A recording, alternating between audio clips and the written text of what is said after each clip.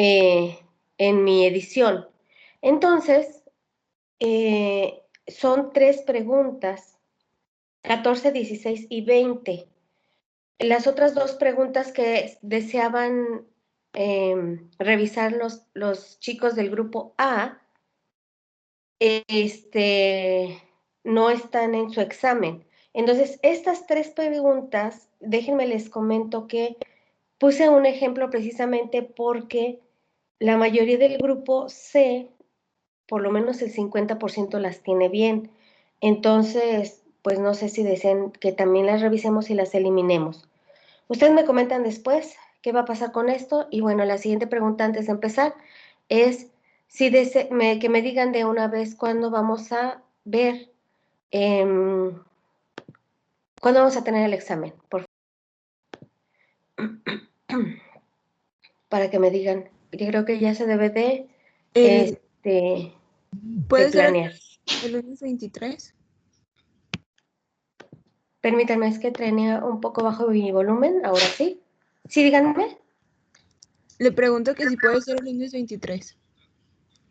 ¿El qué? ¿Lunes? Sí, 23. ¿Todavía estamos en periodo, muchachos? Es pregunta. Creo que Sebastián le preguntó a la doctora Paulina y dijo que si tomábamos un día de la semana de extraordinarios no pasaba nada. Sí, porque según yo, es que como el 16 no podemos tener examen, yo no, de hecho trabajo y no puedo acceder tan fácilmente al internet. De hecho no tengo acceso. Entonces pues no sé si todos estén de acuerdo en que sea el 23, ¿a qué horas?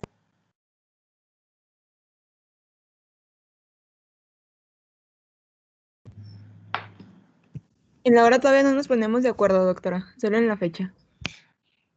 Ok, muy bien. Bueno, entonces para ese día quedaría su tercer examen, el último examen, y en esa misma semana efectivamente están programados los exámenes extraordinarios, que la verdad no creo que reprueben tantos en esta materia. Como les comentaba al principio, no se trata de que reprueben, se trata de que aprendan un poquito más de infectología. Bueno, no sé si haya nuevamente alguna duda en cuanto al examen, muchachos, o ya podemos avanzar para continuar con infección de vía aérea superior. Adelantan, por favor, la presentación. No me permite tomar el control. A ver, déjenme ver si lo puedo tomar. Déjenme ver si puedo tomar yo el control. Creo que sí. No. Alguien que me pase las diapositivas, porque, a ver, creo que ya pude. Hola, doctora, buen día. Sí, ya me dice que ya tomó el control. Sí, gracias. Entonces déjenme, continuamos pues. Y bueno, como les comentaba la clase pasada, lo que estamos viendo pues es como una puntualización de los temas que prácticamente ya vimos. Y bueno, nos quedamos precisamente en el tratamiento de las infecciones de la vía superior y empezábamos a ver todas las enfermedades causadas por estreptococo beta hemolítico del grupo A, que no son únicamente faringoamigdalitis o titis, sino que pueden ocasionar otro montón de enfermedades, así como todos los estreptococos que nos pueden ocasionar y todos los gérmenes que nos pueden ocasionar infecciones del tracto respiratorio superior. Muy bien, pero bueno, entonces, otra de las enfermedades que ocasiona precisamente el Streptococcus pyogenes es la fiebre escarlatina. Y bueno, como les comentaba, para diagnosticar y para diferenciar una enfermedad por estreptococo beta hemolítico del grupo A contra una infección que sea causada por un virus, bueno, tenemos varias pruebas. Y comentamos precisamente que el cultivo faríngeo, pues realmente tiene muy pocas indicaciones, que no se va a realizar en todos los niños en quienes tengamos una faringoamigdalitis que sospechemos de bacteriana. Y otra cosa que piden mucho es precisamente las antiestreptolicinas. En cuanto a las antiestreptolicinas, bueno, recuerden que deben de estar en marcadores serológicos elevados. Esto es, debe de estar la antiestreptolicina O que si ustedes ven precisamente las características de los factores de virulencia, no nada más es la única que nos puede ocasionar virulencia e enfermedad. Sin embargo, las streptolicinas nos pueden determinar en algún momento si hemos tenido alguna infección por estreptococo beta hemolítico del grupo A. Las antistreptolicinas, cuando se presentan, específicamente las antistreptolicinas en más de 250 unidades, se pueden presentar hasta en el 92% de las infecciones estreptocóxicas. Sin embargo, no es conveniente tomarlas durante la fase aguda de la enfermedad. Por eso, si ustedes tienen un paciente con una faringoamigdalitis aguda, con una probable fiebre escarlatina, no es conveniente que le tomen antistreptolicinas, ya que su sensibilidad, su especificidad y precisamente porque los niveles de antistreptolicinas se elevan de manera importante a partir de la tercera a la quinta semana, es cuando se deben de tomar estos estudios. Si ustedes toman, en el caso de una fiebre escarlatina, en el momento del exantema, de las manchas de Pastia o bien de la fiebre antiestreptolicinas, lo más seguro es que las antiestreptolicinas les salgan negativas y que estén pensando que se trate de cualquier otra enfermedad, como puede ser enfermedad de Kawasaki. Entonces, para corroborar que se trate de una enfermedad causada por estreptococo beta hemolítico del grupo A y que ustedes quieran ver si se trata de una fiebre escarlatina, pues no la podemos tomar y no va a ser un examen confiable hasta después de 3 semanas de iniciada la enfermedad. Obviamente sí nos va a servir, por ejemplo, para otras enfermedades como es una glomerulonefritis postinfecciosa, siempre y cuando la glomerulonefritis sea causada por estreptococo beta hemolítico del grupo A. Si no fue causada por esta enfermedad, entonces va a ser imposible. Ahora, en cuanto a las pruebas rápidas para detectar una faringoamigdalitis, tenemos precisamente estas. Si se fijan aquí, es Trizen Test. Se hace, bueno, las personas que estén en banco de sangre, se hace por medio de un test de aglutinación. Se coloca un poquito de saliva, puede ser. Hay algunas pruebas también que se pueden hacer en sangre y se coloca un reactivo y se ve la aglutinación. Yo les recomiendo las que se realizan en exudado faríngeo, ¿sí? Entonces, bueno, son muy específicos. De hecho, aquí tenemos otra marca. Estas son las que se encuentran principalmente en algunas tiendas en línea, como son, por ejemplo, Amazon, les decía, el Strep A Test. Lo único que hacemos es esto y lo que se hace pues es una prueba rápida bastante sensible, bastante específica, con una especificidad del 95%, y lo único que ustedes ven va a ser precisamente esta aglutinación que ocasionan unas partículas de látex que están cubiertas con carbohidratos. Entonces, pues es conveniente que tuvieran ustedes en su consultorio, o bien, de hecho, que lo tuviéramos en los hospitales. No los tenemos, muchachos, porque realmente se prefiere, si nosotros tenemos una faringoamigdalitis, la mayoría de las veces considerarla como viral, y posteriormente, pues si ustedes están considerando que por las características del exudado, de la fiebre, de los criterios de Centor, que es eminentemente clínico, tratamiento con antibiótico. Sin embargo, para mí, pues son bastante valiosas las pruebas rápidas de estreptococo beta hemolítico del grupo A. Como les comentaba, y esto lo vamos a ver muy rápidamente, el estreptococo beta hemolítico del grupo A no solo ocasiona faringoamigdalitis o infecciones del tracto respiratorio superior, sino que ocasiona también otra serie de enfermedades como puede ser el síndrome de choque tóxico. La verdad es que choque, muchachos, pues si ustedes recuerdan, ya lo vimos en la revisión de choque. Y bueno, ¿por qué se caracteriza precisamente este choque? Pues por todos los datos de choque, pero además, o sea, además de todos los datos de progresión de la fisiopatología, la erupción, una erupción eritematosa macular, que generalmente descama de manera importante. Y otra cosa que ocasiona es precisamente una pérdida, no nada más cutánea, una celulitis, sino que ocasiona una pérdida de gran parte de las estructuras, como pueden ser piel, tejido celular subcutáneo e incluso fascias musculares.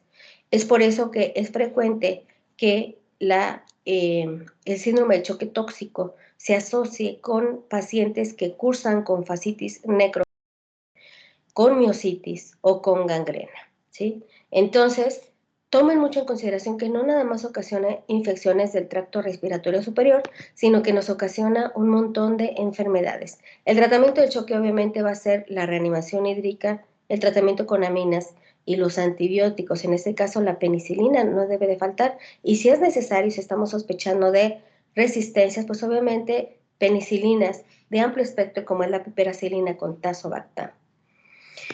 Bueno, otro de los síndromes que nos puede ocasionar, y sí tengan mucho cuidado con esto, porque el TOC, el famoso trastorno obsesivo compulsivo, que se presenta muy frecuentemente en niños, sobre todo en hombres, es frecuente en niños que se ha comprobado que durante la infancia temprana, esto es durante el periodo preescolar, han tenido algún cultivo o se ha corroborado que tienen Streptococcus pyogenes. Entonces, esto lo saqué directamente del Napoleón González, me llamó mucho la atención. Esta bacteria pues también nos puede ocasionar alteraciones que después se pueden confundir con síndrome autista o con alguna de las enfermedades del espectro autista en niños, porque es frecuente que estos niños tengan síndrome obsesivo compulsivo. Entonces, pues es una enfermedad que no la debemos de dejar pasar para alto porque se puede complicar. Se puede complicar. ¿En quiénes? Pues no lo podemos saber, ¿sí? Y como les comento, pues otro de los problemas que ocasiona es precisamente el famoso trastorno obsesivo compulsivo que muchos médicos padecemos. En cuanto a la escarlatina, bueno, la escarlatina sí es una infección aguda causado generalmente por Streptococcus pyogenes y que inicia con una fiebre de alta intensidad que generalmente es brusca. El niño está previamente sano, activo, reactivo, comiendo, y de repente amanece o bien durante la tarde desarrolla fiebre, que generalmente es de alta intensidad por arriba de 39 grados centígrados, y que es precisamente por eso se llama fiebre escarlatina de los síntomas iniciales.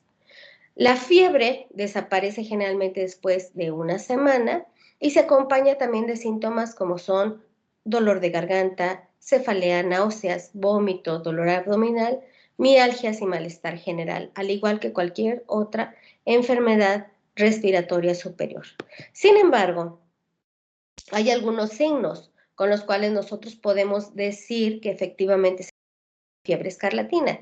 Además del mal estado general y los síntomas generales, vamos a encontrar una faringe muy congestiva, eritematosa, con manchas de Forchheimer, que si ustedes recuerdan tenemos otras manchas de Forchheimer en otra enfermedad,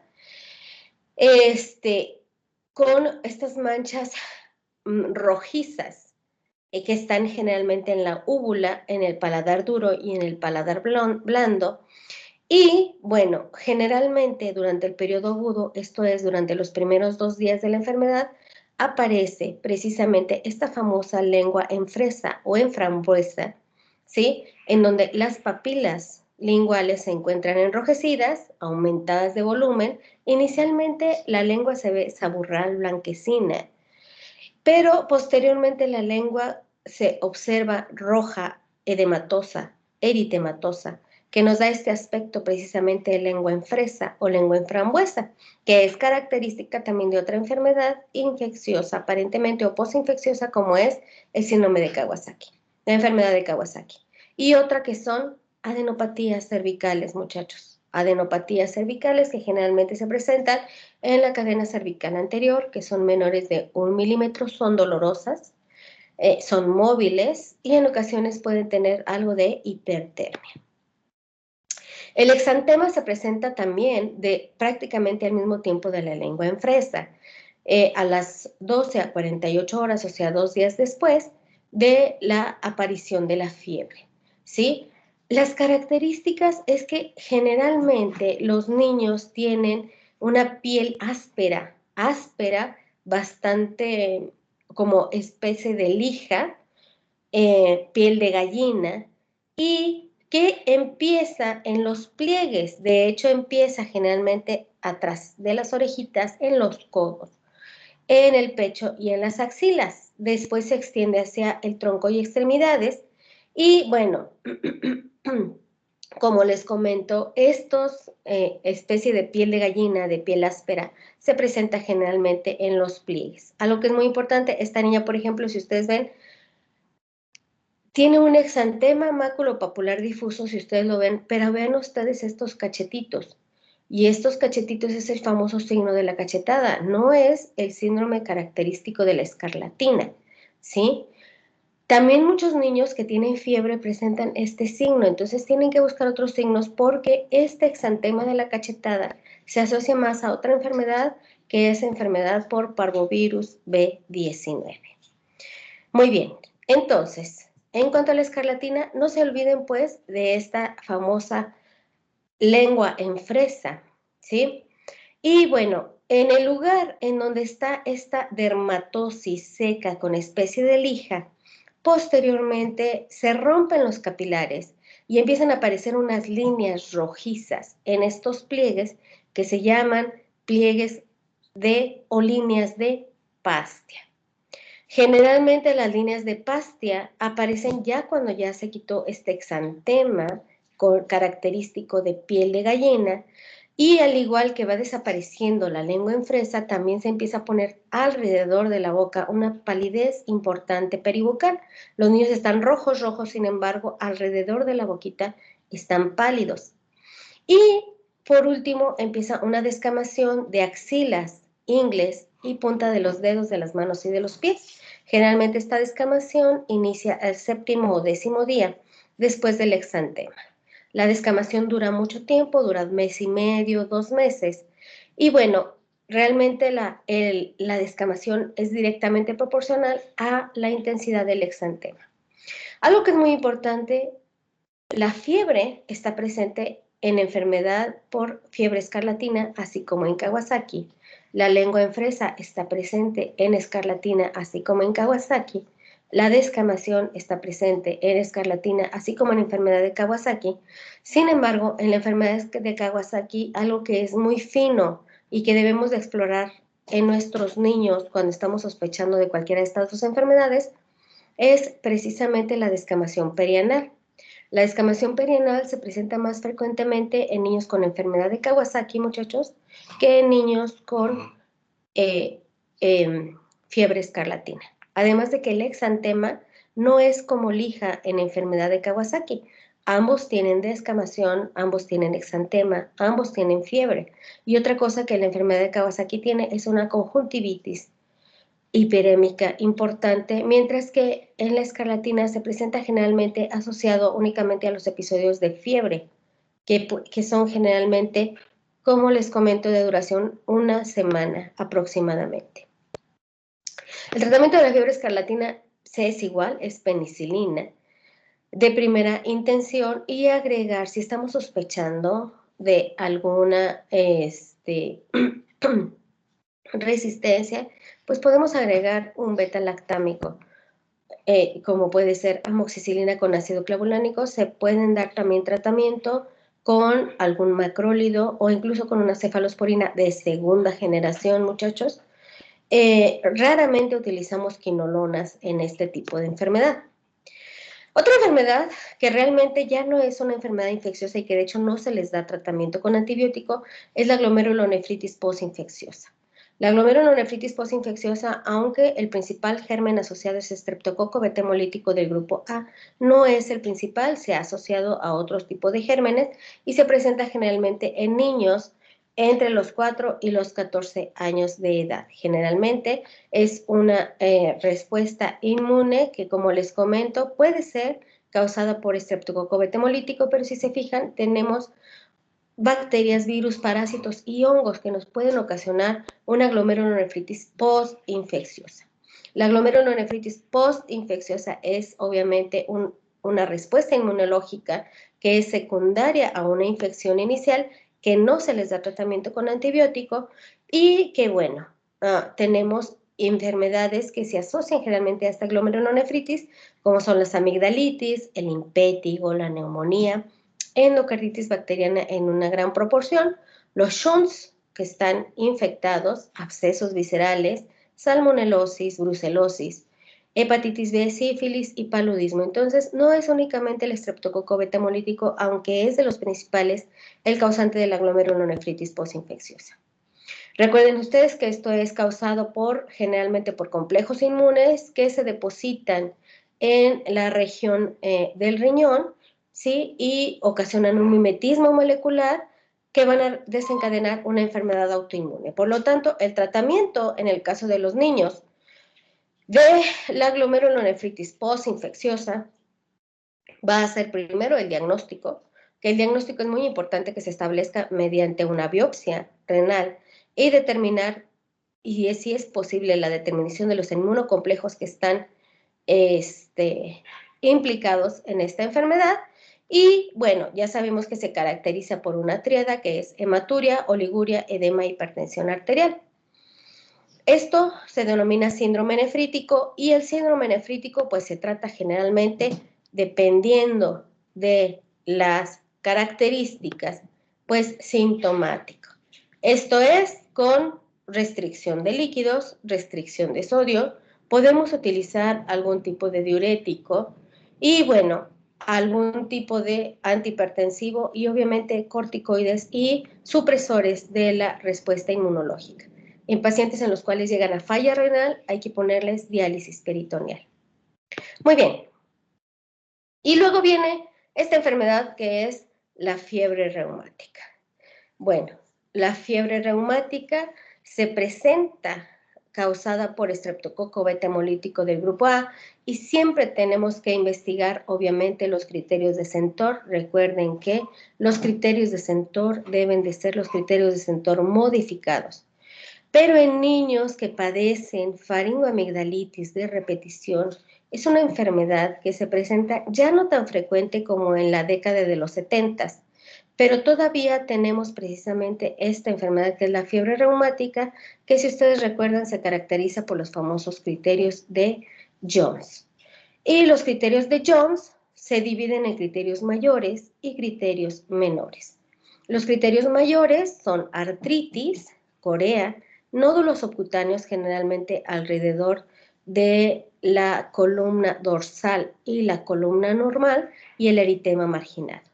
Y los criterios menores son fiebre, una velocidad de sedimentación globular aumentado, realizar siempre un electrocardiograma y obviamente siempre detectar los criterios de Centor que se asocian a alteraciones cardiológicas y siempre se deben de referir estos pacientes con electrocardiograma y ecocardiograma al cardiólogo. Se debe de realizar tratamiento de erradicación y en estos pacientes sí se tiene que realizar, obviamente, un cultivo de exudado faríngeo, una serología para estreptococo beta hemolítico, ¿sí? Recuerden que las antiestreptolicinas no se presentan en el periodo agudo, pero sí los podemos tener 3 semanas después de iniciado la enfermedad que sea aguda, ¿sí? Se tiene que dar tratamiento, tanto tratamiento terapéutico como tratamiento profiláctico, y el tratamiento es con penicilina G benzatínica. Muy bien, se supone, muchachos, que esto lo íbamos a ver hasta antes del segundo parcial.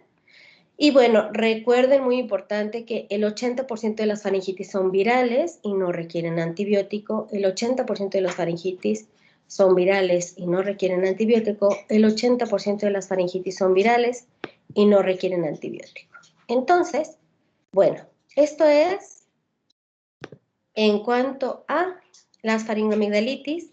Déjenme ver si puedo subir ahorita precisamente esta presentación que es la de otitis. Si ustedes se fijan, realmente estamos haciendo como una puntualización únicamente, pero sí me interesa mucho ver estos temas. Les voy a decir por qué. Porque precisamente en este tipo de enfermedades es en donde más estamos teniendo problemas en cuanto a terapéutica. De hecho, está la moda, todavía no se ha podido erradicar esta moda de En cuanto tenemos una infección viral de la vía aérea superior, se les indican 3 cosas: ceftriaxona, dexametasona y un antihistamínico. Entonces, en niños ya vimos que, bueno, número 1, no requieren antibiótico la mayoría de las veces. Número 2,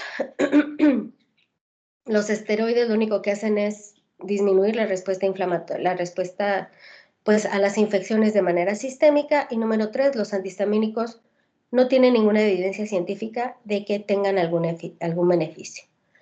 Otra de las enfermedades que vamos a ver con frecuencia, no sé si tengan alguna duda en cuanto a faringoamigdalitis.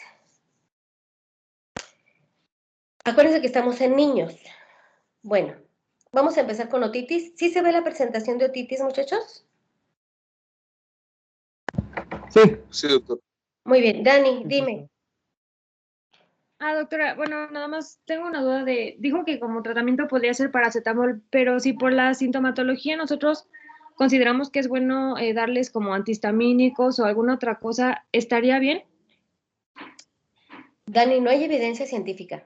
No hay evidencia científica de que ningún antihistamínico, de hecho, si tú ves, por ejemplo, ahorita que estamos con COVID-19, no se les dan antihistamínicos. Y a pesar de que cursan con constipación nasal, estornudos, tos. No hay evidencia y la verdad es que no hay ninguna recomendación científica de que se les pueda dar antihistamínicos. Recuerden que les decía yo, la difenhidramina, que pues es uno de los antihistamínicos más utilizados, al igual que la clorfenamina. Antihistamínicos de primera generación, ninguno mejora los síntomas de la gripe. En algunos niños causa sueño, pero no mejora la calidad del sueño porque el niño sigue constipado, el niño sigue con estornudos, el niño sigue pues con sus mismos problemas. Y les voy a decir por qué. Los antihistamínicos precisamente bloquean en cierta medida la liberación de histamina. Sin embargo, en el caso de una infección respiratoria, viral, bacteriana, por hongos o por parásitos, lo que ocurre, muchachos, es un edema importante de la mucosa nasal y de la mucosa de la vía respiratoria en general. De hecho, ocurre de los senos paranasales, de los ojos, de las narinas, de la faringe, con hipertrofia y edema. Esta hipertrofia, este edema, lo único que nos va a ocasionar es precisamente pues mayor secreción de moco, y una de las respuestas fisiológicas es precisamente el estornudo, la tos, la coriza, el lagrimeo, que todos son mecanismos de barrera. Entonces, que hay mejoría, algunos pacientes, sobre todo adultos, refieren mejoría, pero únicamente porque los hace descansar un poquito. Pero realmente no hay ninguna evidencia científica de que termine con el virus o bien de que esto nos ayude a disminuir el edema importante de la mucosa nasal. De hecho, yo les decía al principio, los niños muy seguramente después de haber tenido una infección viral, a la segunda o tercera semana tienen moco amarillo, espeso, algunos purulento, verde, y eso no significa que esté sobreagregada a una infección bacteriana. Entonces, ¿están indicados los antihistamínicos? Los antihistamínicos no están indicados. Mucha gente los indica porque, como vieron ustedes en una diapositiva, pues se dan antibióticos, antihistamínicos, esteroides, tratando de disminuir los síntomas. Sin embargo, hay mucha gente que no les provoca ningún beneficio. De hecho, científicamente no hay ningún beneficio en el uso de estos tratamientos. Entiendan, es por inflamación, no es por liberación tanto de histamina. Entonces, pues mucha gente los utiliza porque de hecho en los envases ahí viene para alivio de síntomas de gripe, tos y alergias. Pero realmente los antihistamínicos pues son bloqueadores de la liberación de histamina, entonces deben de ser utilizados como tal. Ahora, si ustedes quieren utilizar un antihistamínico en un adulto o un niño mayor, utilicen de primera generación. Los hace dormir un poquito más, aunque el resto de los síntomas persiste, ¿sí? Recuerden que no mejora la calidad del sueño. Entonces, de ninguna manera yo indico de manera científica, por favor, esto recuérdenlo muy bien, los antihistamínicos ni vasoconstrictores, ni ningún otro tratamiento en el caso de una faringoamigdalitis o de una faringitis o de una rinitis completamente viral. No sé si con esto quede tu duda contestada, Dani. Sí, gracias, doctora. De nada, chicos. Bueno, en cuanto a otitis, muchachos, son 24 diapositivas y pues esto es nada más para que ustedes recuerden. Bueno, la mayoría de sus consultas van a ser causadas por infecciones del tracto respiratorio superior.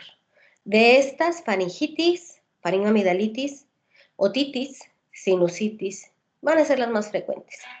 Y bueno, la otitis media aguda es causada por una inflamación en el oído medio que se acompaña en los niños de síntomas generalmente muy inespecíficos.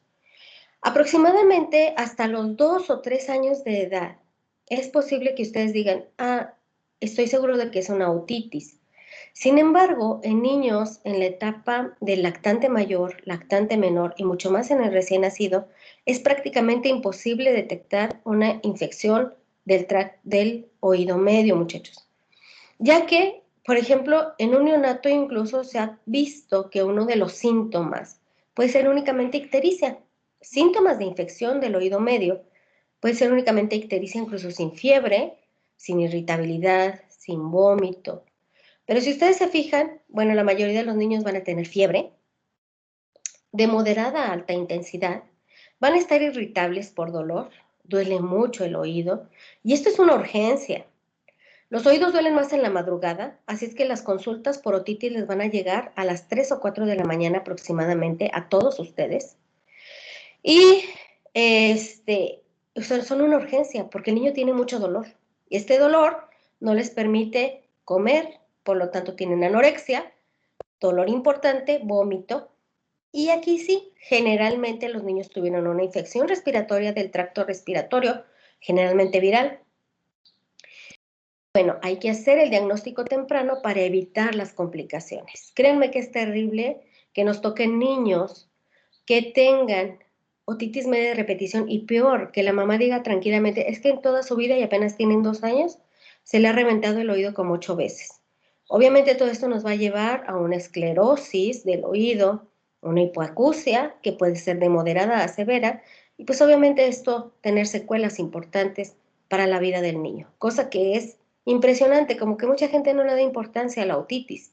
Y la otitis, como les comento, es una urgencia, muchachos, porque el dolor es impresionante. No sé si ustedes han tenido simplemente la otitis externa, la otitis del nadador, la otitis del viajero. Es increíblemente dolorosa, pero increíble. Es incapacitante. Ahora imagínense ustedes un dolor en un niño que tiene completamente abombada la membrana timpánica, que no se puede mover. Es una urgencia y hay que darles analgésico. Las otitis, bueno, tenemos diferentes definiciones. Otitis media con derrame, otitis media recurrente, y esto es muy importante, recurrente. 3 episodios de otitis en 6 meses, o 4 en un año, o 2 cuadros diferentes con un mes entre ellos. Esto es, a cada rato tienen otitis los niños. Entonces recuerden, 3 episodios en 6 meses, 4 en un año, o 2 con un mes que sean diferentes. O sea, que el niño realmente haya mejorado de sus síntomas, con un mes entre ellos. Entonces, pues tenemos muchos tipos de otitis, y cuando tenemos una otitis recurrente hay que ver qué es lo que está pasando con ese niño. Como en otras enfermedades, no hay una prevención específica. Los probióticos, la vitamina C, no sirven de nada, pero esto es muy importante y esto espero que lo hayan visto ustedes en pediatría. Evitar las infecciones respiratorias en niños, hay que provocar, fomentar precisamente estas acciones. La primera, la alimentación al seno materno por 2 años, muchachos. Tenemos un increíble abandono de lactancia materna en todo el mundo, pero específicamente en países en vías de desarrollo. Parece que las mujeres que no tienen dinero les gusta gastar en leche, y cuando ya no tienen para leche, pues les dan agua de soya, agua de arroz, leche liconza o cualquier otro tipo de leche. Y lo único que previene los cuadros de otitis es precisamente la alimentación al seno materno. Evitar la alimentación al biberón.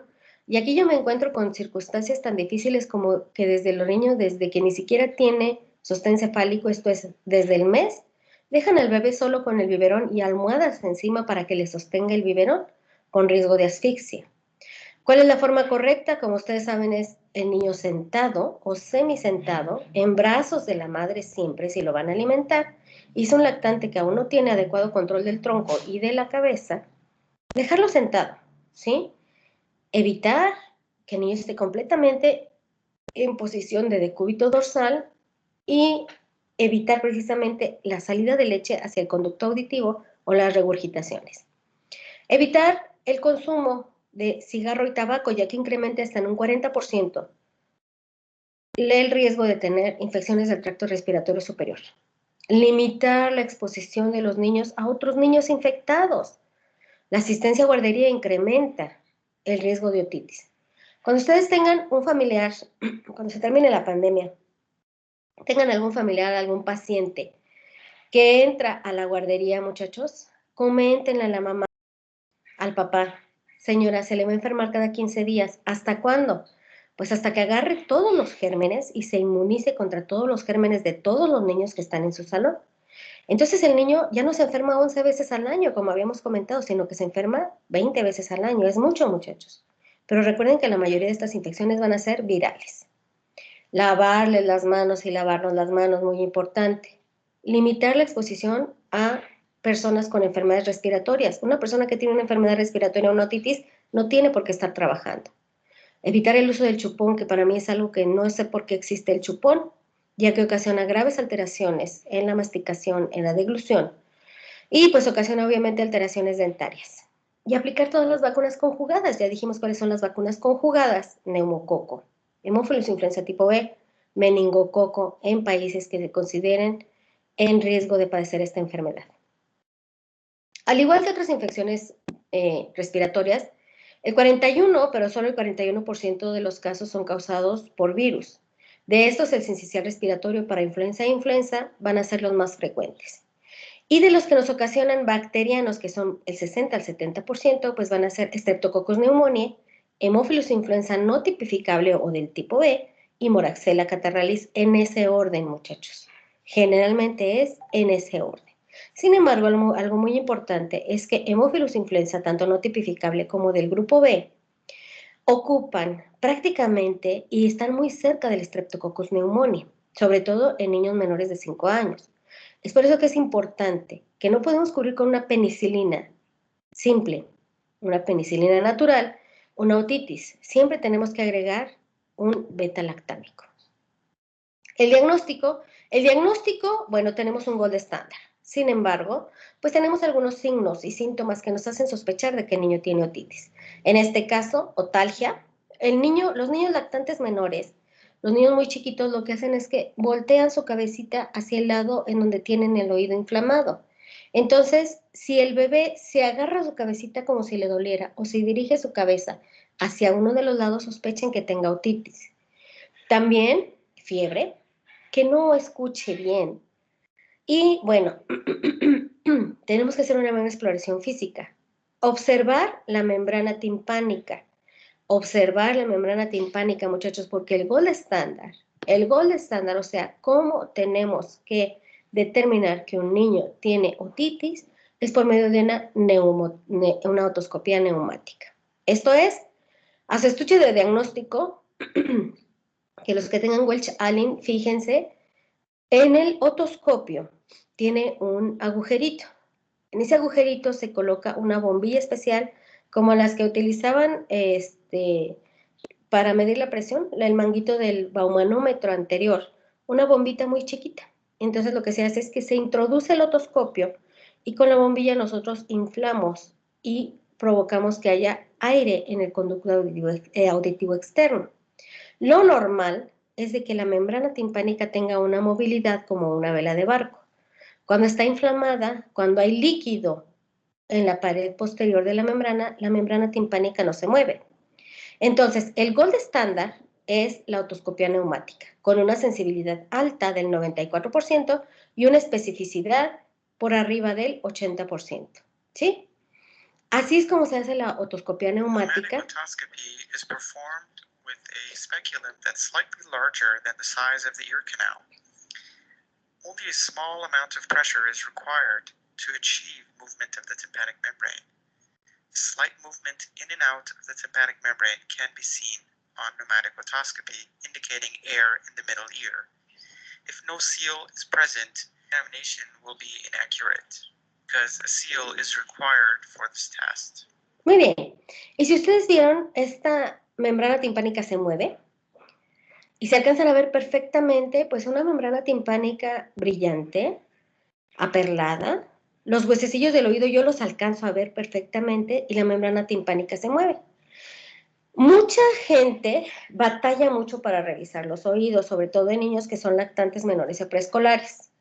La técnica es, muchachos, colocar al papá a la cabeza del niño y que sostenga las manitas del niño así, sosteniendo al mismo tiempo la mano derecha con la mano derecha del bebé, la mano izquierda del papá con la mano izquierda del bebé. Al mismo tiempo sostiene el oído y ustedes se van a acercar y van a observar el oído del bebé. Obviamente esto lo tienen que hacer, desgraciadamente, con el bebé en decúbito dorsal.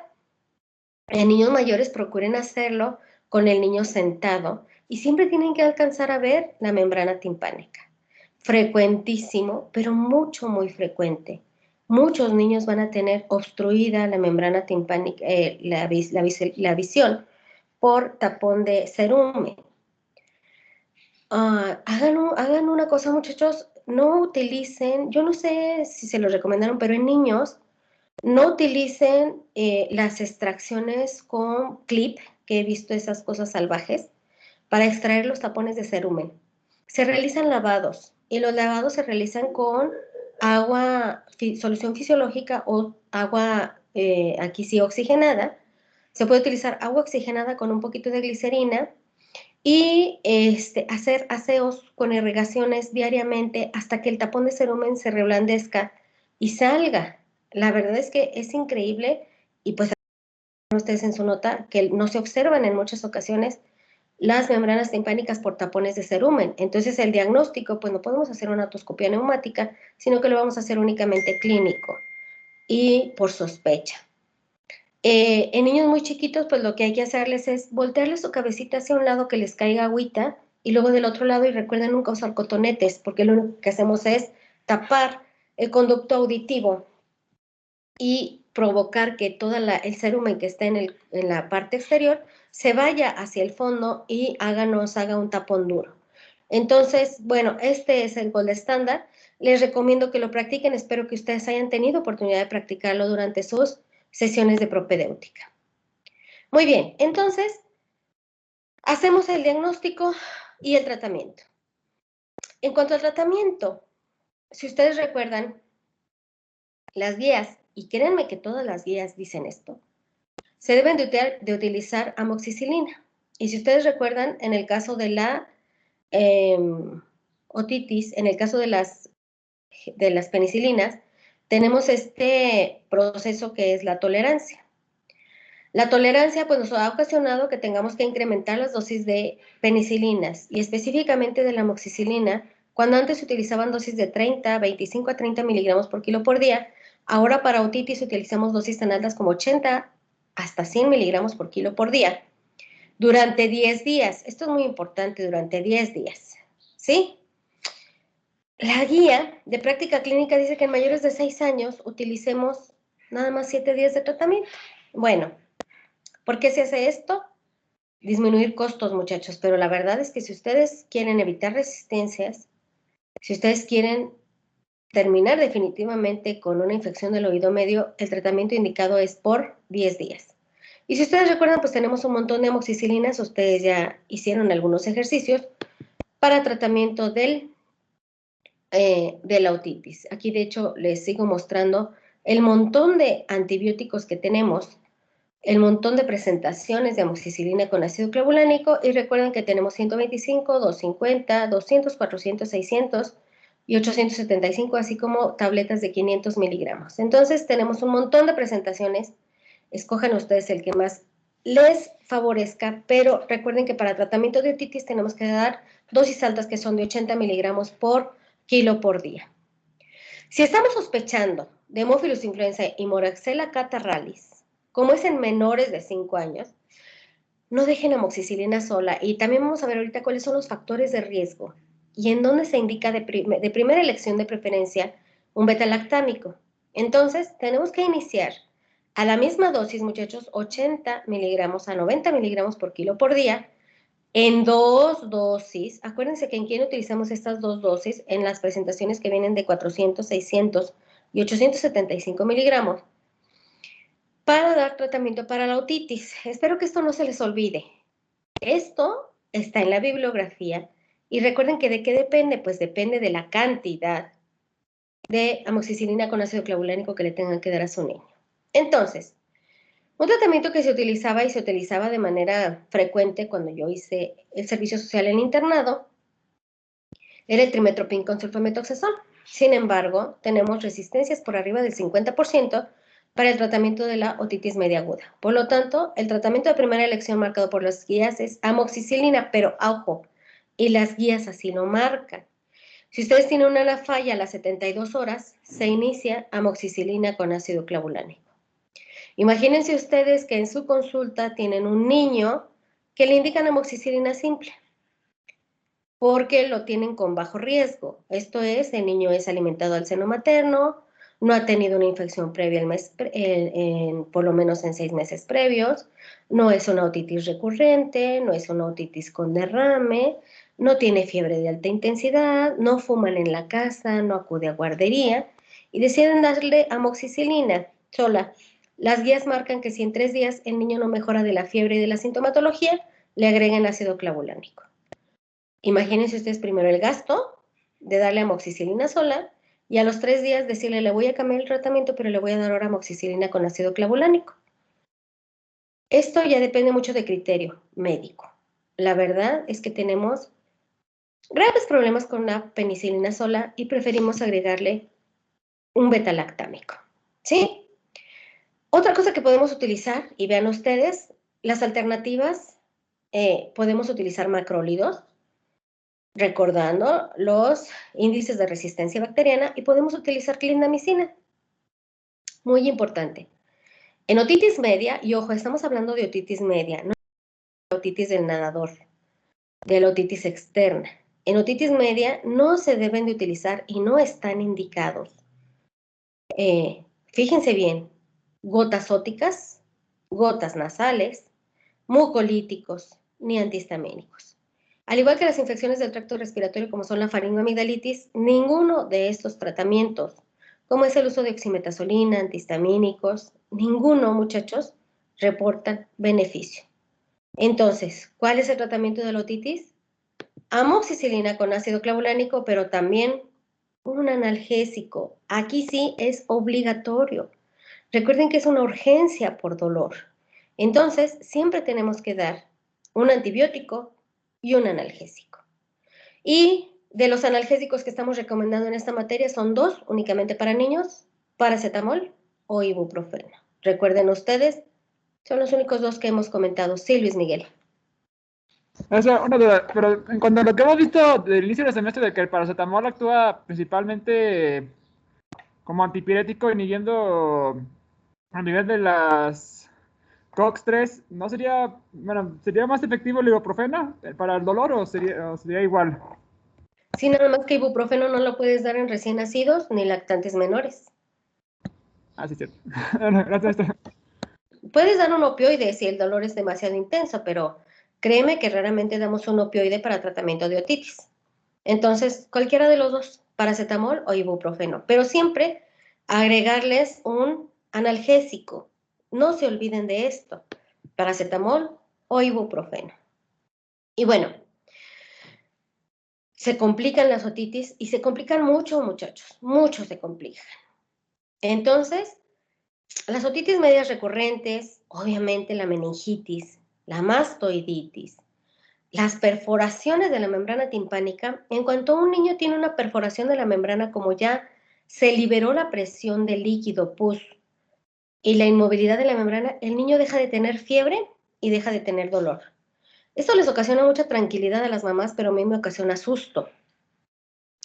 ¿Por qué? Pues porque ya es una entrada directa al oído medio y obviamente de ahí se complican, como puede ser a la mastoides o incluso al sistema nervioso central. Entonces, a mí me asusta cuando llega un niño con ruptura de la membrana timpánica. ya no tiene ese mecanismo de barrera fisiológico que tenemos todos, que es la membrana timpánica. Aparte de que en el momento en que la membrana timpánica cicatrice, pues obviamente va a dejar esclerosis en la membrana timpánica, y a mayor esclerosis, mayor hipoacusia y mayores complicaciones. Entonces, todos los niños, muchachos, esto es muy importante, todos los niños que tengan perforación de la membrana timpánica no deben de estar en su casa como si nada y nada más ponerles algodoncitos en los oídos. Todos deben de ser referidos al otorrino, porque muy probablemente requieran de tubos de ventilación. Hay que ver qué está pasando con ese niño. Tiene una adenoamigdalitis crónica, hay que quitarle las amígdalas, hay que quitarle las adenoides. Tiene algún problema como es retrognatia, labio y paladar hendido, trisomía 21, entonces hay que tratar de mejorarles la mecánica de deglución. No tenemos una buena técnica de alimentación, pues hay que ver qué está pasando, pero créanme, por favor, los niños que tengan perforación de la membrana timpánica, mándenlos al otorrino.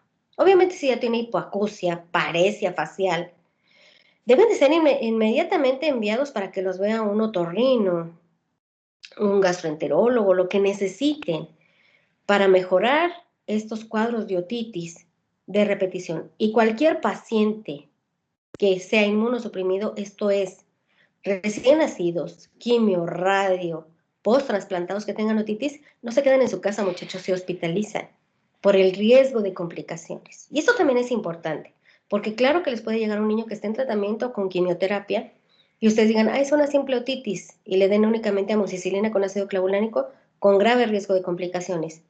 Al igual, y no se les olvide, los recién nacidos, esos son inmunocomprometidos. Si ustedes detectan una otitis, que es dificilísimo de corroborar una otitis en un recién nacido, mándenlos inmediatamente a tercer nivel. ¿Cuáles niños se complican? Muchos. Los menores de 2 meses. Como les comento, recién nacidos todos se tienen que hospitalizar. Menores de 6 meses, sospechen siempre que algo malo está pasando ahí, o el niño tiene una inmunosupresión, tiene algún paladar hendido que no han detectado, tiene muy mala técnica de alimentación o algo está pasando, pero un bebito menor de 6 meses que tenga una otitis, búsquenle qué está pasando.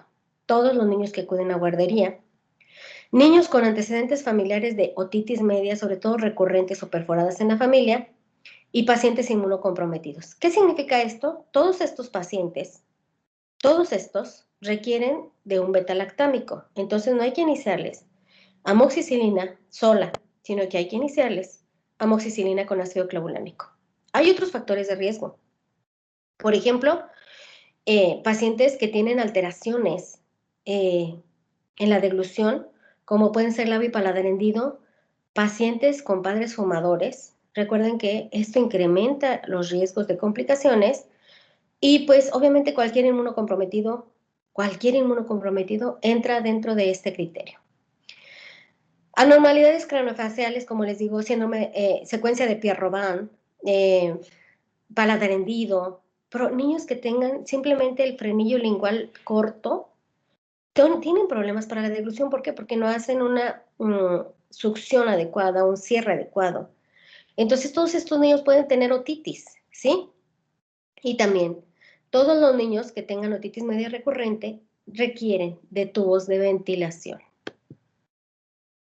Las otitis medias refractarias, las otitis con derrame, que disminuyen la agudeza auditiva, y aquellos que ustedes ya les ven cicatrices en el oído, es increíble cómo no les llama la atención, y a mí me sorprende cómo cuando están explorando oídos dicen, tiene como una cicatriz. No alcanzo a ver bien los huesecillos del oído porque están cicatrizados, o bien tienen un colesteatoma o cualquier otra complicación, y se les hace normal. No, muchachos, niños que ustedes vean que tienen cicatrices en el oído medio, mándenlos a hacerle unos potenciales auditivos evocados, muy importante, y mándenlos a tercer nivel. Hay que ver qué está pasando, porque probablemente ese niño ya tenga hipoacusia. Que tengamos niños con falla al tratamiento, ¿sí? Y como les comento, recurrencias de otitis, o bien niños que tengan derrames por más de 6 meses. Tenemos niños, fíjense que déjenme les comento que esto de los derrames por más de 6 meses, acuérdense que tenemos otra enfermedad que nos ocasiona colesteatomas y derrames óticos que nunca se quitan. ¿Alguien me quiere decir quién es? ¿Cuál es? ¿Alguien que se acuerde? Que tengan cuidado, porque cuando tengan un niño que esté con derrame, y aparte tenga colesteatoma, tenemos que descartar otra enfermedad. ¿Cuál es? ¿Nadie se acuerda? ¿Inmunodeficiencias? Aparte, tuberculosis, muchachos. Tuberculosis. No se les olvide. Otitis medias perforadas, ¿verdad? Obviamente, riesgos graves de complicación. Evitar agua y cotonetes. Sí hay que ponerles al algodón para evitar que les entre agua, aire, tierra. Pero hay que mandarlos al otorrino. Por favor, hay que mandarlos al otorrino. De hecho, a todos. No nada más si la membrana no sana. Si ustedes tienen una otitis media aguda con derrame, mándenlos al otorrino, por favor. La otitis media aguda con derrame realmente se tratan igual, ¿sí? Acuérdense ustedes que les decía yo, en cuanto ocurre el derrame, esto es, en cuanto ocurre la perforación de la membrana timpánica, el dolor, la fiebre y la irritabilidad se quita. ¿Por qué? Porque ya se drenó ese abscesito que tenemos detrás del oído medio. Entonces, ya no tenemos dolor ni fiebre, ¿sí? Pero los dos se deben de tratar igual. Y ya veíamos el tratamiento. Entonces podemos utilizar amoxicilina, podemos utilizar ceftriaxona por 3 días. Yo les recomiendo, chequen muy bien a qué pacientes les pueden dar ceftriaxona y clindamicina, como ya comentamos. Problemas con la clindamicina, viene 75 miligramos en 5 mililitros, muchachos, no se olviden de esto. Entonces a veces tenemos que darles 20 mililitros a un niño, porque la dosis son 30 miligramos por kilo por día en 3 a 4 dosis. Entonces, abusados con esto, porque la suspensión trae una miseria, 75 miligramos en 5 mililitros. Entonces, un niño que pese 17 kilos, ya le tocan 15, 16 mililitros de clinda. Por eso preferimos a veces las cápsulas, ocasionan mucha irritación gástrica y tengan cuidado con la clinda.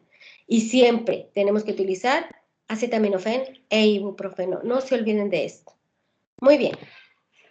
Ahora, pues el tratamiento, si ustedes ven, siempre va a ser amoxicilina, puede ser ceftriaxona, puede ser clindamicina, ¿sí? Y niños que ustedes tengan con sospecha de inmunosupresión, hay que hospitalizar. ¿Ok? No recomendados. Esto, muchachos, yo casi que el motivo de presentar esta diapositiva es para que vean, fíjense bien, cefalexina no tiene actividad contra Streptococcus pneumoniae, Haemophilus influenza ni moraxella. Por lo tanto, no entiendo por qué dan cefalexina para otitis o para infecciones del tracto respiratorio superior. Otra, cefaclor. Actividad marginal contra hemófilos, moraxella, pero no tiene actividad. ¿Sí?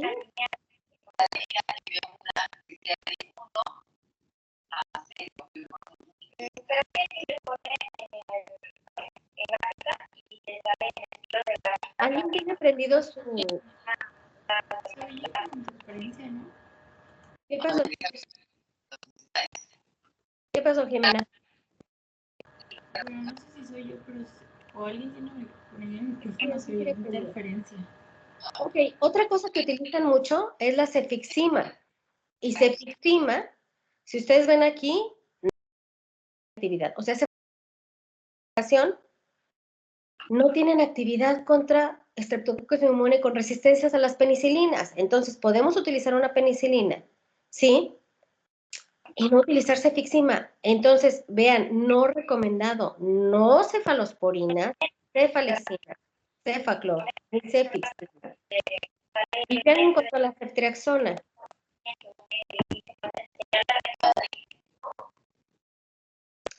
En cuanto a la ceftriaxona, no se recomienda su uso de primera elección porque incrementa la resistencia a cefalosporinas. Clinda, abusado. Se puede utilizar para Streptococcus pneumoniae, pero no tiene actividad contra Haemophilus influenza ni moraxella. Y eritros, macrólidos. Ya vimos que las resistencias a los macrólidos son de todos los macrólidos, entonces tienen pobre actividad contra Haemophilus influenza. Tengan mucho cuidado con esto, muchachos, tengan cuidado. ¿Cuál va a ser la primera acción? Ya dijimos, amoxicilina con ácido clavulánico. Y vean ustedes aquí, alta y completar tratamiento por 5 a 10 días. Tratamiento 10 días, por favor. Podemos utilizar macrólidos a citro por 5 días. Por favor, por lo menos, o claritro por 10 días o clinda por 10 días. Muy bien. Listo, chicos. ¿Dudas de otitis? ¿Dudas, chicos? La verdad es que no está nada difícil, pienso yo.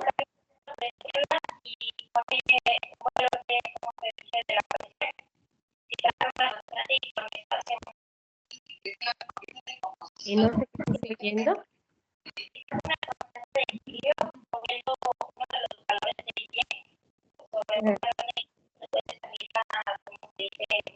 La verdad que se escucha como un eco. ¿Es mi computadora? No creo, se ve que se escucha.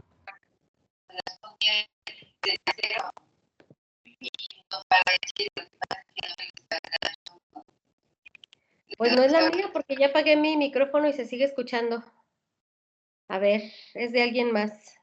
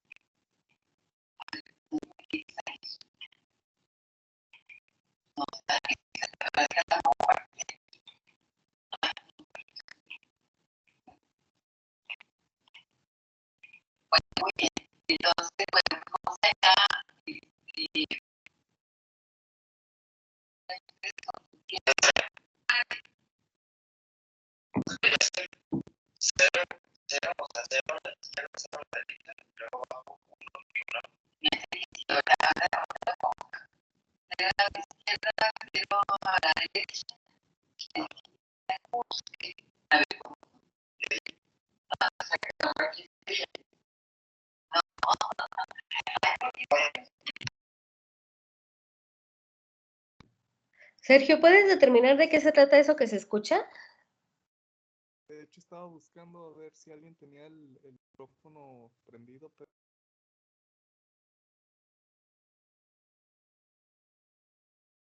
no sé si a lo mejor si alguien lo tenía prendido y bueno, a mí se dio cuenta.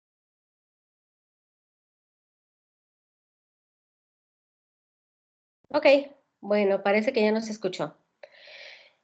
La siguiente infección del tracto respiratorio superior, y que también solo vamos a puntualizar. Chicos, ¿ninguna duda? ¿Nada, nada? Parece que ya no se escuchó. Muy bien. Vamos a continuar, pues, con epiglotitis y laringotraqueitis. Y también, pues, prácticamente, bueno, déjenme les digo que con esto de la pandemia, pues hemos tenido una disminución muy importante en cuanto a estas enfermedades que son epiglotitis y laringotraqueitis, ya que generalmente se presentaban en el periodo de otoño. En cuanto a la epiglotitis, muchachos, a mí me tocó ver todavía niños, desgraciadamente, que llegaban a morirse al hospital. ¿Por qué? Por una obstrucción de la vía aérea superior, por una epiglotis inflamada. La epiglotitis pone en riesgo la vía aérea. De hecho, el manejo más que infectológico es manejo de urgencias, ya que tiene que actuar un equipo multidisciplinario en mantener la vía aérea permeable, más que cualquier otra cosa. Es aquí precisamente en esta enfermedad infecciosa en donde se hacían las traqueostomías de urgencia, las cricotiroidectomías de urgencia. ¿Por qué? Porque la vía aérea superior del niño estaba completamente obstruida por una epiglotis inflamada. Requieren de cuidados intensivos. Se presenta, al igual que la laringotraqueitis, mucho más frecuentemente en hombres, en una relación de 4:1 generalmente, y desde que se empezó a hablar del hemófilus influenza tipo B, recuerden que yo les decía que vi algunos niños que fallecieron desgraciadamente por esta enfermedad, y otra fue la meningitis por hemófilus influenza tipo B. Afortunadamente, con el advenimiento de la vacuna, el descenso en esta enfermedad ha sido increíble, impresionante. Entonces ya no tenemos tanta epiglotitis, ya no tenemos tanta meningitis por hemófilus influenza tipo B, y el hemófilus influenza tipo B es el principal causante de esta enfermedad. Sin embargo, como la inmunidad de la vacuna va decreciendo, en últimas fechas se ha visto que adolescentes jóvenes, precisamente de la edad de ustedes, 20, 20 y tantos años, pueden presentar episodios de epiglotitis y causados por hemófilus influenza tipo B. Es por eso que es importante la vacunación en niños para evitar la infección en adolescentes y adultos jóvenes. Entonces, hubo una disminución impresionante que iba de millones de casos hasta pues prácticamente 1 o 2 casos reportados en la literatura en últimas fechas. Entonces, es importante la vacunación contra hemófilus influenza tipo B. Es una vacuna que ya no se tienen que aplicar ustedes, pero pues sí tengan mucho cuidado cuando se enfrenten a un niño que no tenga ninguna vacuna contra hemófilus influenza tipo B, porque como les digo, ha cambiado ya la epidemiología y ahora se presenta en niños o adolescentes o incluso adultos jóvenes. Hemófilus influenza tipo B, como les comentaba, va a ser la principal causa infecciosa, pero también puede ser causado por estreptococo beta hemolítico del grupo A, Klebsiella especie, Staphylococcus, Streptococcus pneumoniae, Pseudomonas, incluso algún tipo de virus como virus herpes o virus para influenza. Tenemos otras causas de epiglotitis, estas no son infecciosas, como es una obstrucción por cuerpo extraño y químicos, pero todas se tratan igual.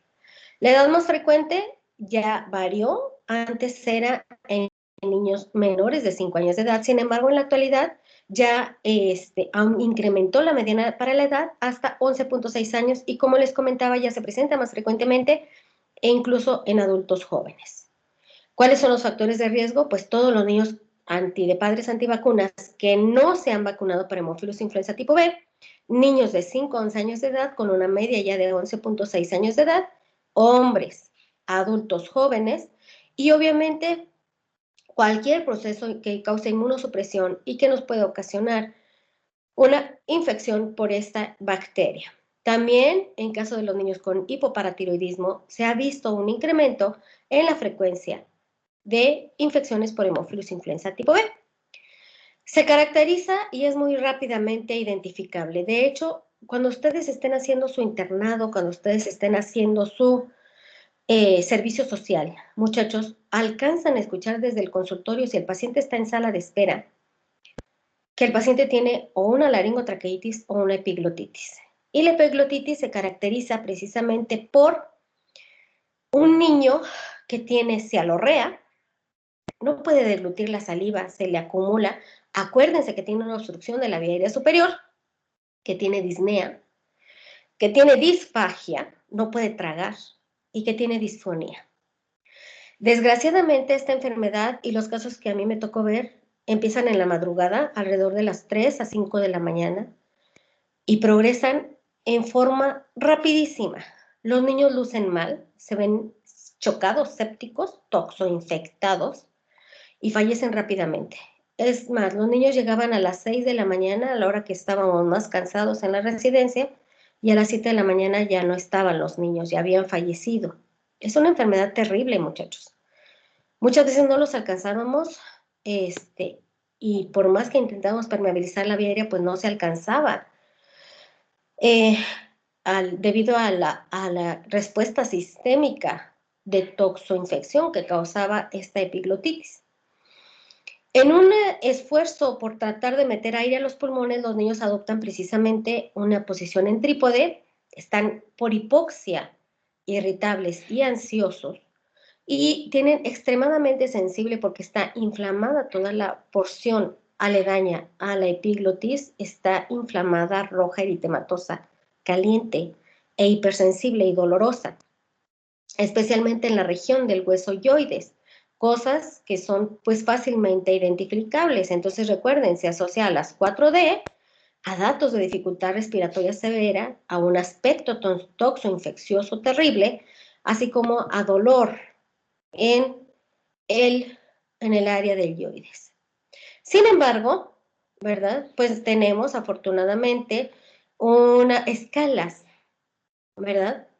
Para decir, bueno, estoy seguro de que se trate de una epiglotitis, y el up-to-date marca que pues primero vamos a tener un niño que tiene estridor. Recuerden ustedes que el estridor es el sonido característico de la obstrucción de la vía aérea superior, asociado a taquipnea, ansiedad. No pueden estar acostados por hipoxia, ¿verdad? Y el cabeceo o el hociqueo que tienen algunos niños, así como la postura de trípode. Tienen todas las D, y el dolor en la parte anterior del cuello. Están disfónicos o tienen voz gangosa. De hecho, la voz gangosa es un factor y es algo que ustedes deben de preguntar en caso de que tengan algún absceso en cuello o cara, porque eso es ¿qué significa? Pues que está obstruyendo la vía aérea superior. Entonces, si ustedes tienen la voz de papa caliente, la voz de niño fresa, tengan cuidado, porque ese niño tiene algo atorado. Y bueno, marcados datos de incremento en el trabajo respiratorio, como retracciones, ya sea supraesternales, intercostales. Y la verdad es que incrementa importante el dolor. ¿Saben que, muchachos, estos niños no les anden revisando la garganta? Les duele horrible, de hecho no pueden ni siquiera extender su cuello. Y el antecedente en un paciente que no tenga sus vacunas completas, o bien que no tenga ninguna vacuna para hemófilos influenza tipo B. El tratamiento, como les comentaba, más que tratamiento antibiótico, es precisamente el tratamiento para mantener la vía aérea superior. Y aquí se utiliza la llamada secuencia de intubación rápida. Para la secuencia de intubación rápida, primero tenemos que mantener a un paciente tranquilo, en brazos de la madre o del padre, ponerle oxígeno indirecto, utilizar algún sedante que lo mantenga tranquilo, y luego hacer toda esta secuencia que se ve precisamente en los cursos actuales del PALS, del APLS, para intubarlo, porque lo más importante, y como les comento, es precisamente el mantenimiento de la vía aérea, ¿sí? Entonces, no lo sobreestimulen, por favor. Vean ustedes, el mismo UpToDate comenta, sentado en las piernas del padre, ¿sí? O en la camilla, en la camilla especializada. Pero no utilizar, por favor, ninguna maniobra invasiva que lo que sea un incremento en la turbulencia o incremento en la irritabilidad de un paciente, porque lo único que van a hacer es incrementar la dificultad respiratoria y la hipoxia, ¿sí? Se tiene que tener en ese momento un equipo multidisciplinario para intubarlo. La verdad es que es difícil que una sola persona que se encuentre en el área de urgencias pediátricas intube un paciente. Tiene que estar ahí el cirujano pediatra, el otorrino pediatra, el intensivista pediatra, ¿sí? Y para intubarlo. Y si se fijan, los cultivos hasta que el niño ya esté con una vía aérea asegurada. Y aquí sí, tenemos que utilizar, ya cuando el paciente ya tenga la vía aérea, que es lo más importante, ahora sí utilizar antibióticos. Podemos utilizar, y de hecho se debe de utilizar, recuerden que el paciente está toxoinfectado, ceftriaxona o cefotaxima, y podemos agregar un antiestafilocóxico como puede ser clindamicina o vancomicina, en donde se sospeche una resistencia a la meticilina del estafilococo, dependiendo de lo que tengamos en nuestro hospital. Pero como les comento, ¿qué es lo más importante en el caso de una epiglotitis? El establecimiento del manejo de la vía aérea, ¿sí? El cuadro clínico, el diagnóstico va a ser clínico. Después se puede hacer laringoscopia, obviamente con el paciente intubado y sedado. Y una radiografía, que mucha gente dice, pues pedir una radiografía a ver si está obstruida. El famoso signo del pulgar, que ahorita lo vamos a ver, tiene una sensibilidad muy baja del 38%. Y aunque la mayoría de las veces, de hecho en la actualidad ya no va a ser causado por proceso infeccioso, el tratamiento es el mismo, muchachos. Que de causas infecciosas hay que hacer siempre diagnóstico diferencial con laringotraqueitis, una traqueitis bacteriana, un absceso retrofaringio. Y muy frecuentemente nos van a llegar niños con cuerpo extraño, con anafilaxia, con un choque anafiláctico, daño por inhalación, edema angioneurótico también, daño por líquidos tan calientes. Recuerden ustedes que de ninguna manera recomiendo yo las vaporizaciones calientes, sobre todo en niños que actualmente cursen con infecciones del tracto respiratorio superior, también ingestión de agentes cáusticos o infecciones linfoproliferativas. No demorar el tratamiento. Acuérdense, ¿cuál es el tratamiento? Mantenimiento de la vía aérea. Los hemocultivos, muchachos, solo son positivos en el 15% para hemófilos influenza tipo B. Entonces, no es necesario. Y aquí tenemos precisamente el famoso signo del pulgar, que si ustedes se fijan, es un pulgar así. Está así. Este es el famoso signo del pulgar, en donde nosotros tenemos un estrechamiento en la punta del pulgar, precisamente por estrechamiento de la epiglotis. Pero recuerden que tiene este signo, pues precisamente una muy baja sensibilidad. Entonces, TAC, pues solo en pacientes estables. Tratamiento, asegurar la vía aérea, por eso lo pongo con mayúsculas, ¿sí? Si el paciente está consciente, estable, con dificultad respiratoria leve o moderada, evitar ansiedad. No acuesten inmediatamente al niño en un área de urgencias sin el papá o sin la mamá. Una adopción de posición libremente escogida, como el niño se sienta más tranquilo, cargado en brazos del familiar, y evitar punciones. Hay que sedar primero a ese niño, no lo puncionen así como así. Lo único que van a hacer es incrementar la obstrucción de la vía aérea superior. Paciente inestable, una secuencia de intubación rápida y, como les comento, contar siempre con un equipo multidisciplinario y, en caso necesario, hacer una cricotiroidectomía de urgencia. ¿Cuáles son las indicaciones para intubación? Pues que ustedes tengan datos de dificultad respiratoria severa, con una hipoxemia y con una hipercarbia importante, fatiga evidente del niño, de que se va a cansar, no va a poder respirar, ausencia de reflejos protectores de la vía aérea, inestabilidad hemodinámica o depresión neurológica.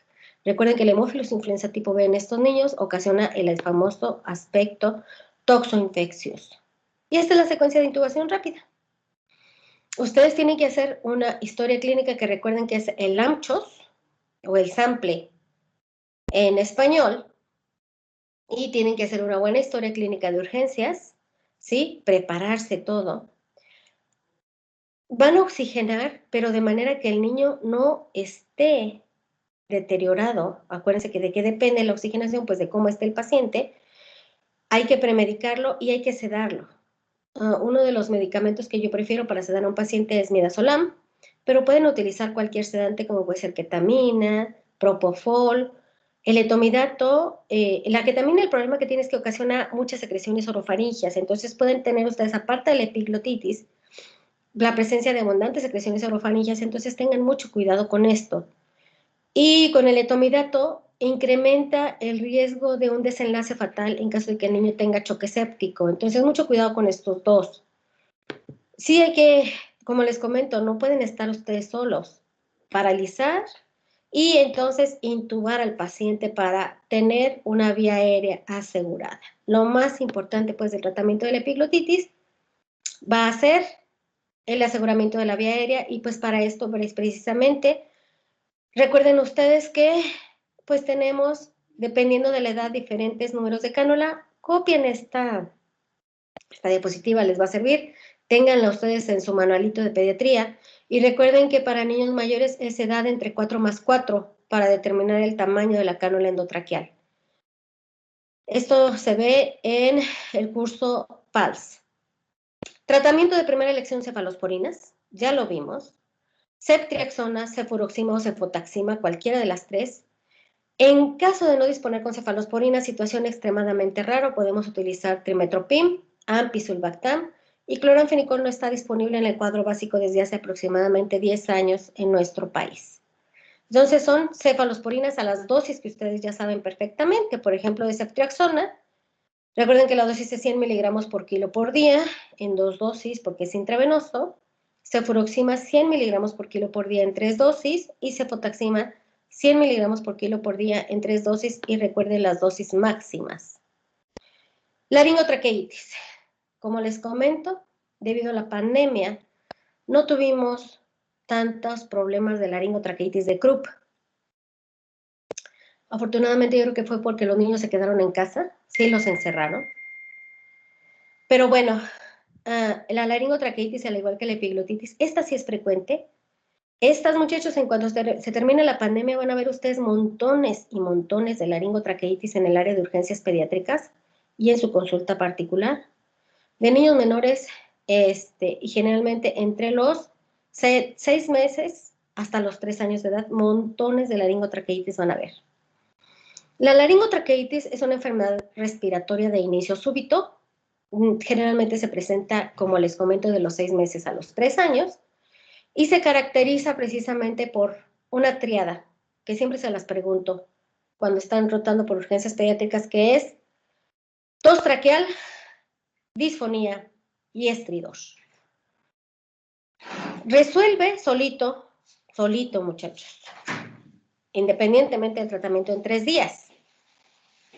Si es leve, generalmente se mandan a su casa y se va a quitar en 3 días. Y esto es muy importante que le comenten a los papás. Se les va a quitar en 3 días. Siempre se les va a quitar en 3 días. La etiología tenemos precisamente y por el periodo virus influenza y parainfluenza. De estos, el virus parainfluenza tipo 1 y 3, adenovirus, el virus sincicial respiratorio, ecovirus, micoplasma, no es mucoplasma, micoplasma. Excepcionalmente pueden ocasionarlo enterovirus, sarampión, parotiditis, rinovirus y difteria. Al igual que la epiglotitis, se inicia súbitamente.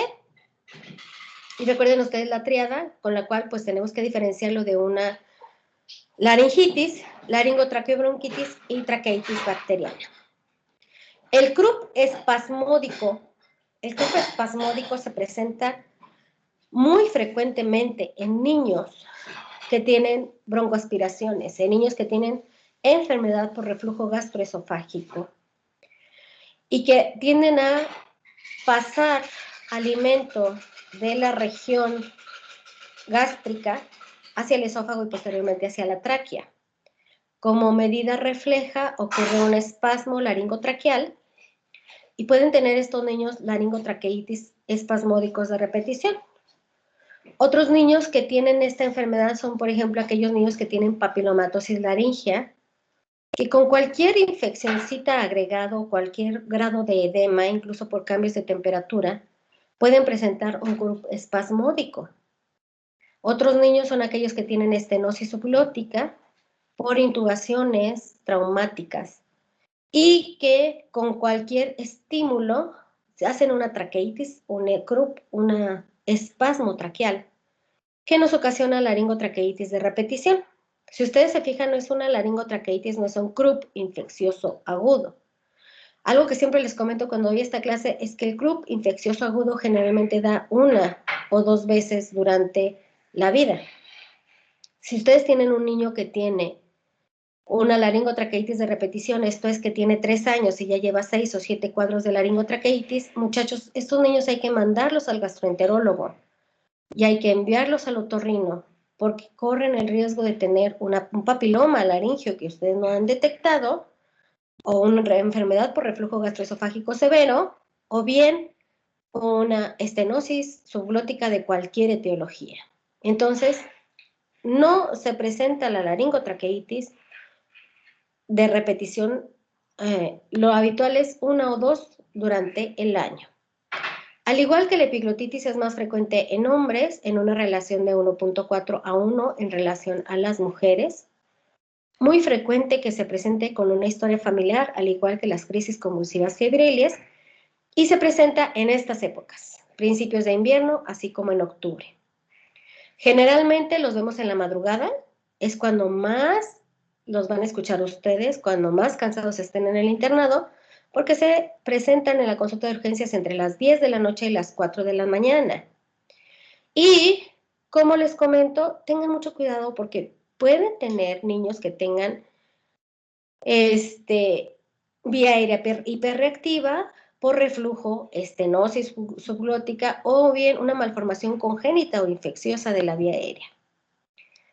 Tenemos nosotros, y este es el que viene en el examen, la clasificación de Wesley para clasificar la laringotraqueitis. Y la laringotraqueitis, de acuerdo a Wesley, se clasifica según el nivel de conciencia del niño, el grado de cianosis que tenga, el estridor, la entrada de aire y la presencia de datos de dificultad respiratoria, en ese caso las retracciones supraesternales e intercostales. Dependiendo del puntaje va a ser el tratamiento. Entonces, si ustedes se fijan, se va a considerar una laringotraqueitis leve aquel niño que tenga una puntuación menor a 2. Se va a mandar a su casa con tratamiento que va a ser dexametasona. Y aquí en la dexametasona, fíjense bien, la dosis es, muchachos, 0.6. No den dosis bajitas de 0.15. La dosis es 0.6 miligramos por kilo, pero ojo, máximo 16 miligramos. Esto es muy importante porque la LIN, muchos médicos e incluso pediatras todavía acostumbran en un paciente que les llega con laringotraqueitis, en vez de darle el esteroide oral como se debe de dar, ponerles la dexametasona intramuscular y se las ponen en los glúteos. Número 1, existe la dexametasona oral, es el mismo efecto, científicamente comprobado que la dexametasona intramuscular y ocasiona menos efectos adversos, entre ellos el dolor y las complicaciones asociadas a una aplicación de un medicamento intramuscular.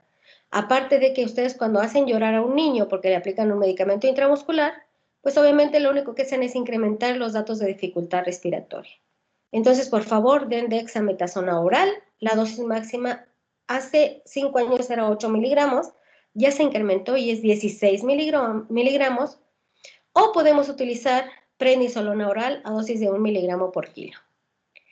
En el caso de que tengamos una laringotraqueitis moderada, que es con una puntuación de Wesley de 3 a 7, nosotros podemos utilizar dosis oral, si se fijan, una sola dosis, y esto es muy importante, no son 3 días, no son 5 días de dexametasona, son una sola dosis de dexametasona con epinefrina nebulizada, y estos niños sí hay que hospitalizarlos.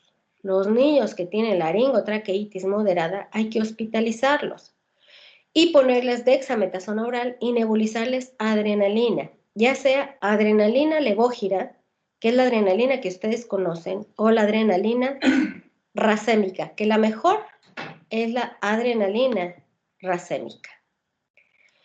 Si el niño tiene datos de dificultad respiratoria severa o un puntaje de Wesley entre 8 a 11, se les pone una dosis oral, intramuscular o intravenosa de dexametasona, ¿sí?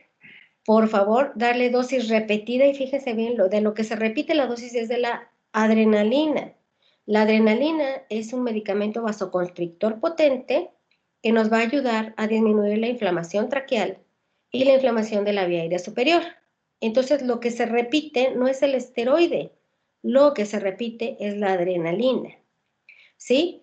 Y podemos utilizar un esteroide inhalado, caro muchachos, es la budesonida, inhalada, en caso de que los niños no toleren o por X circunstancia no consigamos esteroide sistémico.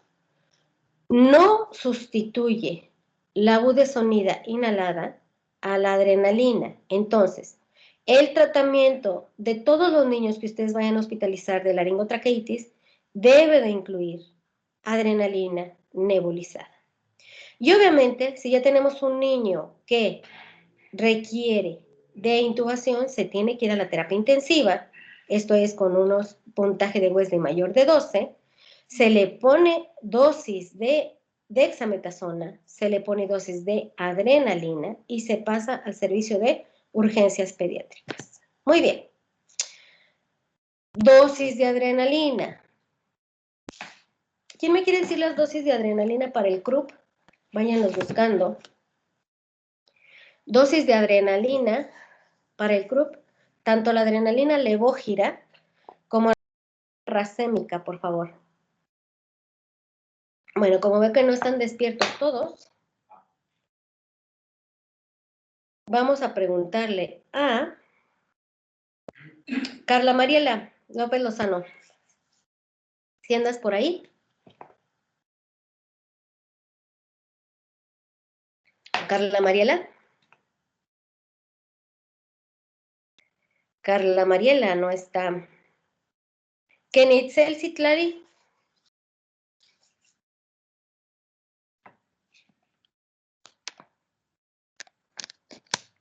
Ni Barra Lozano, ni Kenitzel. Leslie Manero. la busco. A ver, ¿quién está? ¿Quién está? ¿Cuál de las dos? Kenia. Kenia. Kenia, búscame las dosis de adrenalina, por favor. ¿Ok? Y racémica. Muy bien, entonces Carlita no estuvo. Anda dormida todavía. Muy bien, entonces, muchachos, recuerden la budesonida no sustituye la dosis de dexametasona oral. Muy bien, el diagnóstico es clínico con la triada característica. Radiológico no es necesario, pero bueno, si se lo quieren hacer, ¿verdad? Tómensela y se ve el signo de cola de rata o el signo de punta de lápiz, también se llama, que ven ustedes aquí. O sea, es como si estuvieran afilando un lápiz y laboratorio tampoco es necesario, al igual que en la epiglotitis. Los diagnósticos diferenciales van a ser epiglotitis, abscesos peritonsulares, parafaringios, cuerpos extraños, alergia, edema neurótico y anomalías de la vía aérea. Existe la dexametasona oral y existe genérica, muchachos. Existe vía oral en jarabito y existe en tabletas. Entonces, por favor, no me agredan a los niños con laringotraqueitis y espero esto no se les olvide. ¿Por qué? Porque el manejo de la laringotraqueitis leve y de acuerdo a lo marcado en las últimas guías es manipulación mínima primero, mantener confortable al niño, ponerle dexametasona, ¿sí? Y que se vaya a su casa. Acuérdense, la dexametasona, ¿cuántas dosis son? Una. Le pueden poner, si quieren, ibuprofeno para disminuir las molestias, pero recuérdense que las molestias van a quitarse. Ay, es que no quería. Ah, no, sí, aquí está. No quería. Ya se me fue la onda. Se les van a quitar en 3 días, a pesar del tratamiento o con, sin el tratamiento, pero muy importante, estadificar al paciente. Si tenemos una laringotraqueitis moderada, manipulación mínima, mantener confortable al niño y dexametasona. Recuerden que las dosis de 0.15 no las vamos a utilizar dosis altas de 0.6 miligramos por kilo por dosis, pero máximo 16 miligramos. Y observarlos, esto es muy importante, a ver si los van a nebulizar con adrenalina. Cuando ustedes nebulizan a un niño con laringotraqueitis en urgencias, el niño se pone pálido porque causa vasoconstricción, taquicárdico. Posteriormente se pone un poquito rubicundo de las cachetes, ¿verdad? Puede ocasionar algo de hipertensión. Entonces hay que vigilar los efectos adversos de la adrenalina nebulizada. Muy bien. Si no tenemos una buena respuesta, hay que repetir las dosis de adrenalina y si de plano tenemos falla respiratoria, mandarlo a la unidad de cuidados intensivos pediátricos. Diferencias entre la adrenalina levógira y la racémica. Preferimos la racémica. No existe en todos los hospitales, pero si ustedes tienen oportunidad, siempre tengan a la mano adrenalina racémica. Créanme que les va excelente. Dexametasona, no hay diferencias entre la vía oral y la intramuscular. Recuerden que vamos a utilizar dosis de 0.6 miligramos por kilo por dosis y la budesonida nebulizada, que quiero que me consiga el precio. Marlene Saraí Esparza. Sí, doctora. ¿Me consigues, por favor, el precio de la budesonida nebulizada? Sí. Por favor. Para que vean nada más por qué preferimos darles dexametasona sistémica y recordar los criterios. Muy bien.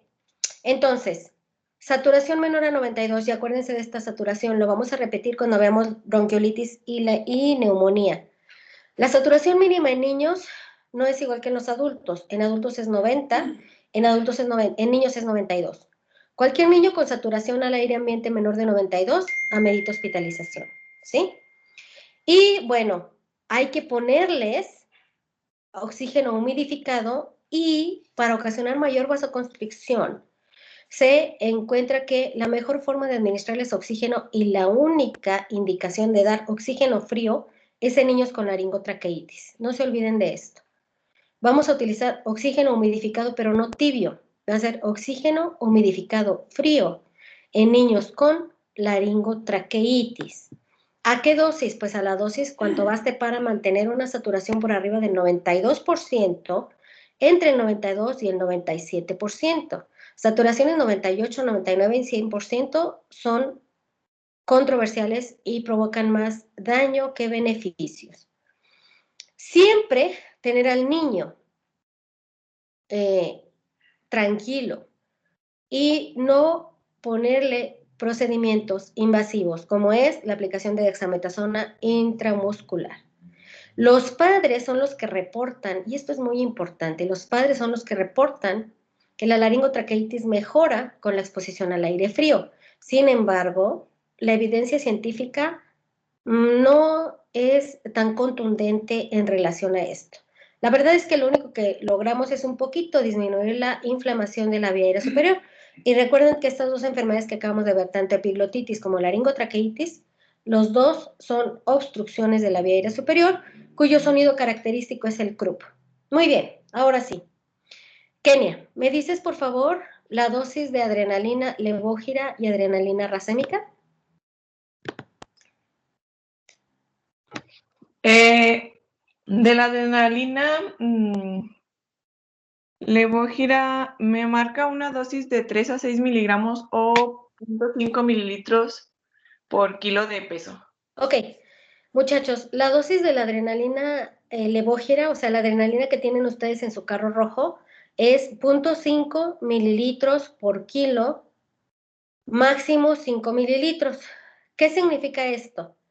Que niños que pesen por arriba de 10 kilos ya les van a poner únicamente la dosis máxima, que son 5 ámpulas. Cada ámpula de adrenalina levógira, o sea, la adrenalina que viene en su carro rojo, viene de 1 mililitro. Entonces, la dosis es 0.5 mililitros por kilo, máximo 5, como ya nos puso aquí la referencia Luis Miguel. Y la racémica es 0.05 mililitros por kilo con un máximo de 0.5. Es preferible y tenemos mejores beneficios, más rápida resolución cuando utilizamos epinefrina racémica. Entonces no se olviden de estas dosis. Es de la levógira 0.5 mililitros por kilo, máximo 5 mililitros, y de la racémica 0.05, máximo 0.5. José Andrés, ya voy a terminar.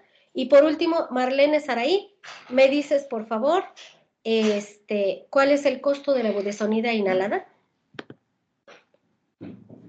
Encontré que costaba 400 pesos, doctora. Una ámpula, ¿o cuántas ámpulas?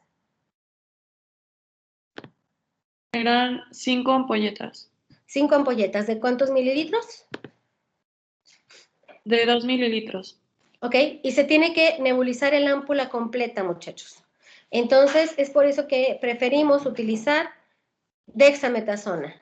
Muy bien, chicos, con esto terminamos el día de hoy. Y nos vemos el lunes a las 9 de la mañana. ¿Dudas, preguntas, comentarios?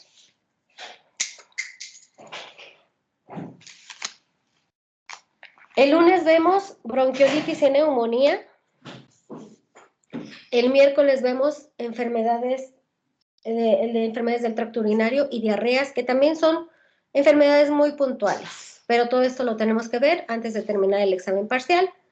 Para el viernes, que es nuestra última clase, ver rápidamente enfermedades de vulvovaginosis en específica, en concreto, así como VIH, rápidamente. ¿Dudas, chicos? ¿Nada?